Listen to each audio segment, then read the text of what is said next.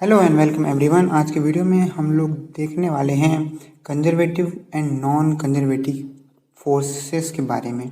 Conservative and non conservative forces का basic difference क्या है, इसको हम लोग आज समझेंगे। सो फर्स्ट, कंजर्वेटिव फोर्स क्या होता है?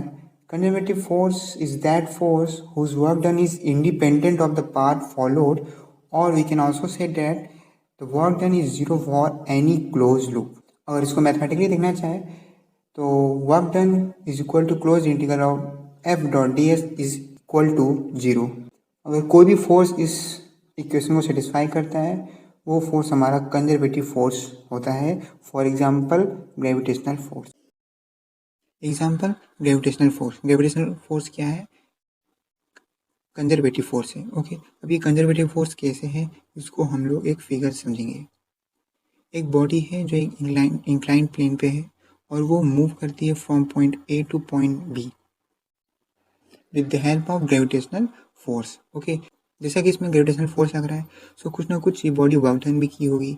सो हम लोग इसमें यही कैलकुलेट करने वाले हैं कि क्या वर्क डन ए से बी जाने के लिए सेम होता है अगर हम लोग दो डिफरेंट पाथ को चूज करें, फर्स्ट ये एंड सेकेंड ये दो पाथ को चूज करने पर अगर हमारा वर्क डन सेम आता है, इसका मतलब कि gravitational force conservative force. Okay, first हम लोग देखते हैं work done from A to B choosing path 1। So इसमें हमारा फोर्स क्या लग रहा है? mg sin थीटा, और डिस्प्लेसमेंट कितना किया? l। इस पाथ का लेंथ क्या है? हमारा l है। Okay, so total equal to ये क्या है? mgh। ओके, अब हम लोग पाथ चूज करते हैं ए सी बी। इसमें जो वर्क डन होगा फ्रॉम ए टू बी वो दो पार्ट में डिवाइड होगा।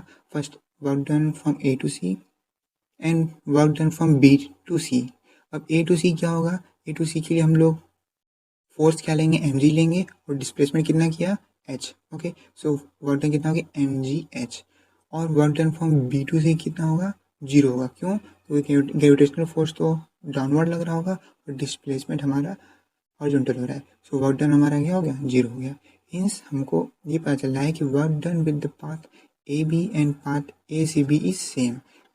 सो ग्रेविटेशनल फोर्स जो है वो पाथ पे डिपेंड नहीं कर रहा है, इसलिए हम लोग ग्रेविटेशनल फोर्स को कंजर्वेटिव फोर्स मानते हैं।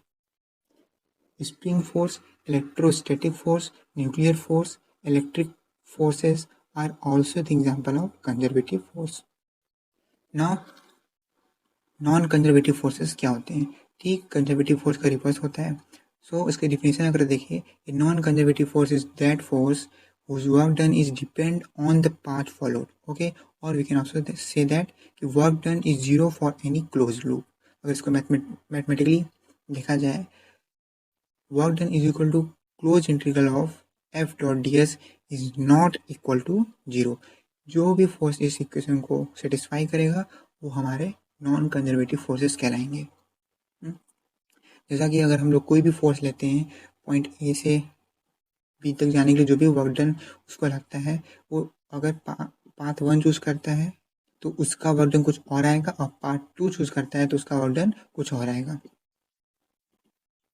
For example friction force, air resistance, tension in the cords etc are some example of non conservative force. और friction force non conservative force कैसे हुआ? सपोज की बॉडी है और उसके फ्रिक्शन फोर्स की वजह से वर्क डन हो रहा है from A to B. Okay, अगर इसमें हम लोग पार्ट 1 और पार्ट 2 चूज करते हैं तो हम लोग देख सकते हैं कि फ्रिक्शन फोर्स की वजह से जो वर्क डन होगा पार्ट 1 में वो पार्ट 2 में इक्वल नहीं होगा। क्यों? क्योंकि फ्रिक्शन फोर्स निकालने के लिए हम लोग को नॉर्मल फोर्स की ज़रूरत पड़ती है, और नॉर्मल फोर्स जो है वो पार्ट 1 और पार्ट 2 के लिए डिफरेंट आएगा। सो वर्क डन भी हमारा डिफरेंट होगा फॉर पार्ट 1 एंड पार्ट 2। सो ये डिफरेंस है conservative and non conservative forces के बीच में। Thank you for watching.